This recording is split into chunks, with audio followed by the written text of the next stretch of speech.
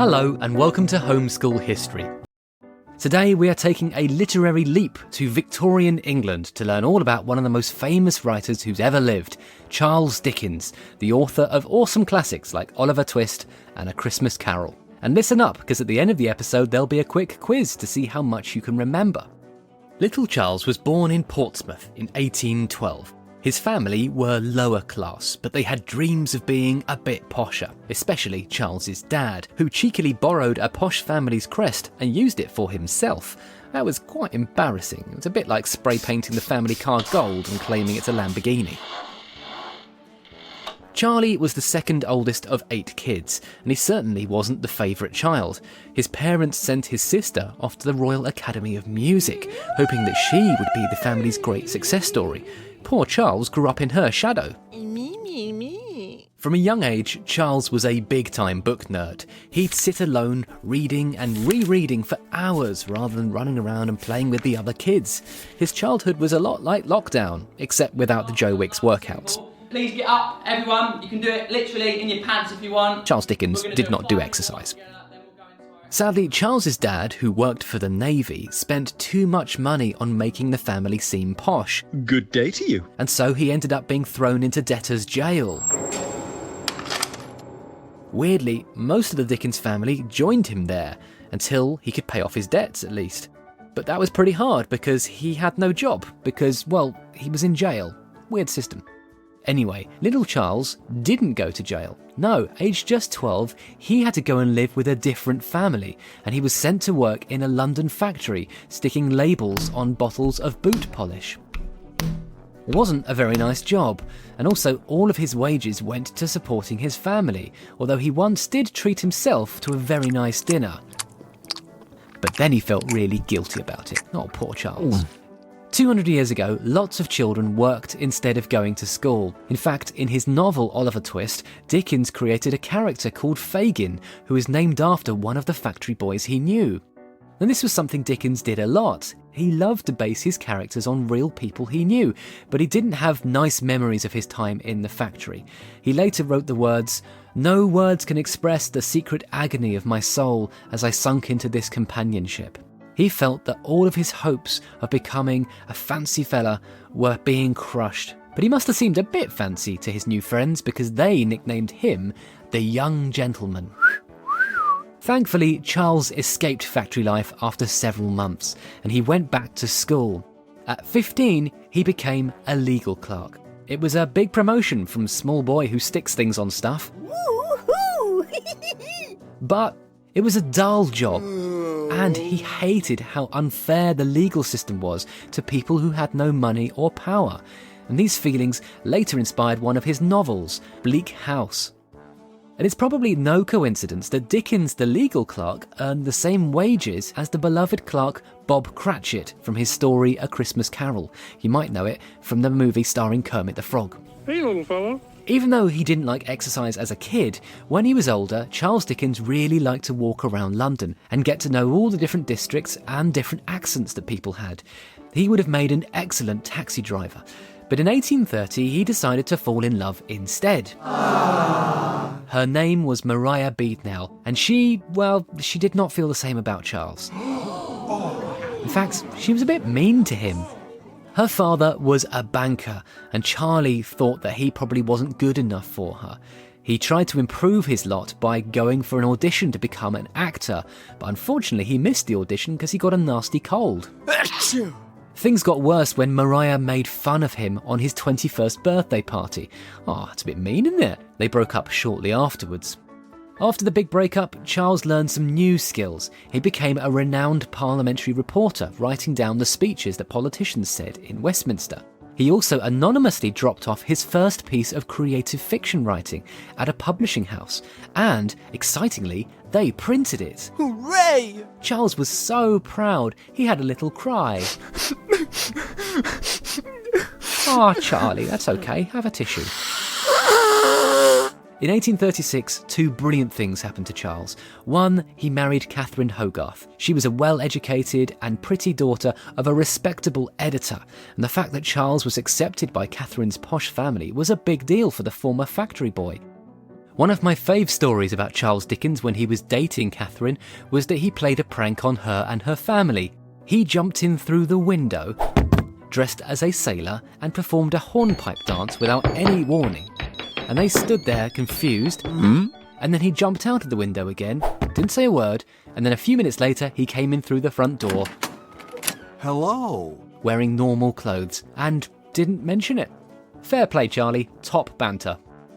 But as well as marrying Catherine, his even bigger, even more brilliant thing in 1836 was his writing breakthrough. He wrote a series of funny stories called the Pickwick Papers. They were about a group of lads being lads and having jolly adventures.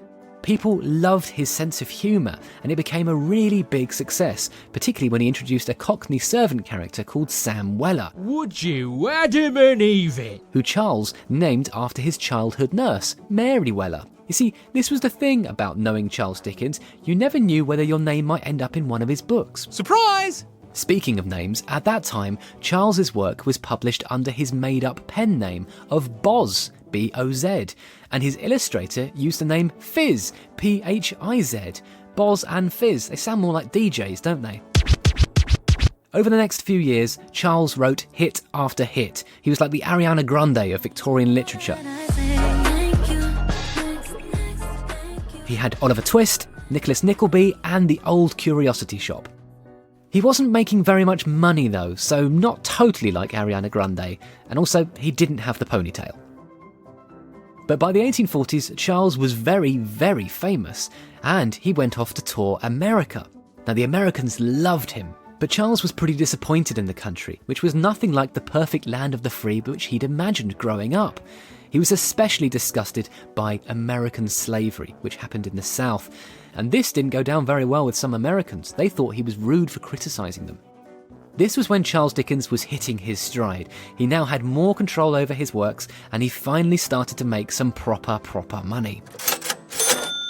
His books and magazine articles became well known for campaigning against bad stuff like child poverty, dangerous factories, cruel workhouses and prisons. He believed people in society had to be kinder and more compassionate to each other, which is also the theme behind A Christmas Carol, the story of the mean-spirited, money-grabbing Mr. Scrooge, who's visited by ghosts who help him see the true meaning of Christmas, which of course is snowball fights.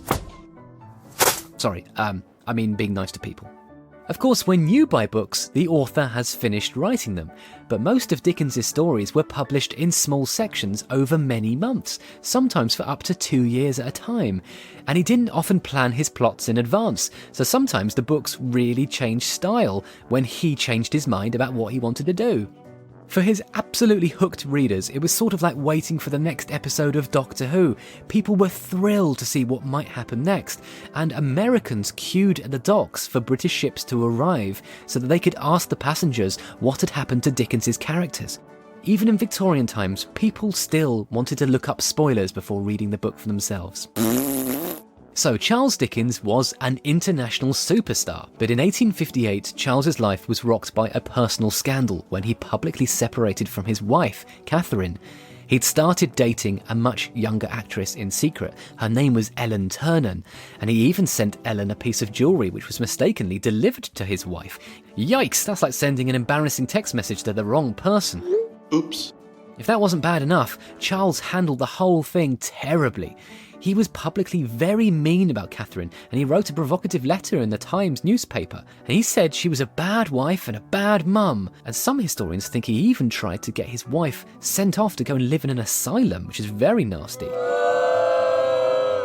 Anyway, he forced her out of the house, and he stopped her from seeing her 9 children. What a rotter.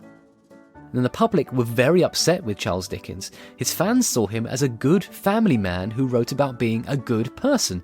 But Charles Dickens was going through a nasty divorce, and this was not at all good for his image. It was as if Greta Thunberg had been caught chucking fizzy drink bottles at a dolphin's head, or punching a polar bear. In 1865, another terrible event shook up Charles's personal life, when he was caught up in a really horrible train crash.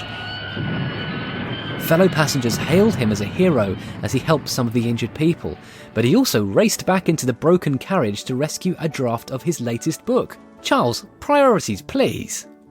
Now, the crash, understandably, was very upsetting for him, especially since he was probably sneaking back from France with his secret girlfriend, Ellen. And now she was injured in the crash, but he couldn't let anyone know, because then the scandal would have got out.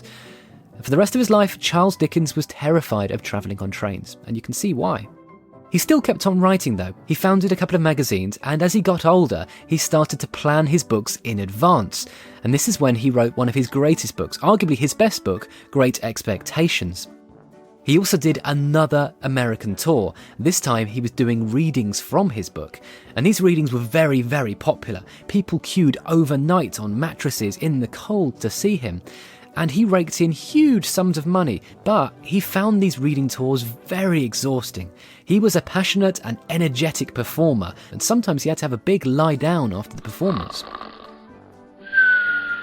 In the end, it all got too much, and he died aged 58 years old, halfway through writing his 15th book, The Mystery of Edwin Drood, leaving behind the ultimate cliffhanger. Considering he'd spent his whole career making people wait to read what happened next, it was a very Charles Dickens way to die, to leave the book unfinished. With all of its twists and turns, you might think that the life of Charles Dickens was worthy of a Charles Dickens novel, and in a way it was. His beloved novel David Copperfield was originally meant to be Dickens's own life story, a type of book known as an autobiography. Now there's a clue in the hero's name. David Copperfield's initials, DC, are Charles Dickens's initials backwards, CD. But Dickens was too ashamed to tell people that he'd once been a poor factory boy and that his dad had gone to prison. So he got embarrassed and he made the book about a fictional character, David Copperfield. So that brings us to the end of Charles Dickens' life. Now it's time for the quickfire quiz to see how much you've learned. Okay, are you ready? Here we go. Question 1. When he was a boy, what was Charles Dickens' job in the factory? Question 2. What name did Charles Dickens use instead of his own name when writing his early stories with Fizz? Question 3. What was the name of Charles Dickens' wife? Question 4. How old was Charles Dickens when he died? And question 5. Which novel started off as Charles Dickens' own life story before he got embarrassed and changed it to a made-up character? Okay, let's do the answers. The answer to question 1, he was sticking labels on jars of boot polish. The answer to question 2 was, of course, Boz. The answer to question 3 was Catherine Hogarth. The answer to question 4 was 58 years old. And the answer to question 5 was David Copperfield. Hopefully you've enjoyed getting to know Charles Dickens. Why not get to know him some more by reading one of his books? I personally love A Christmas Carol. It's funny, a bit scary, and actually quite easy to read. It's one of my favourite books, so give it a whirl. Thank you for listening. Take care, and goodbye. Homeschool History was a Muddy Knees media production for BBC Radio 4 and BBC Sounds.